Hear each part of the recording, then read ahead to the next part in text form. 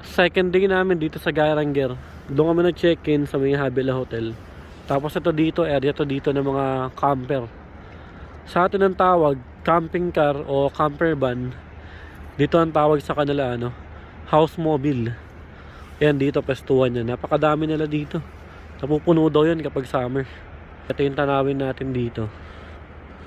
Umagang umaga, grabe, napakaganda. Ang clear ng langit. Itong tubig na to, nanggagaling yan dun sa bundok. Merong waterfalls dun sa taas, inakyat namin kahapon. Sobrang lamig niya kasi nahaluan na siya ng mga snow na natunaw na. Kaya yung tubig dito lalong napakalamig talaga.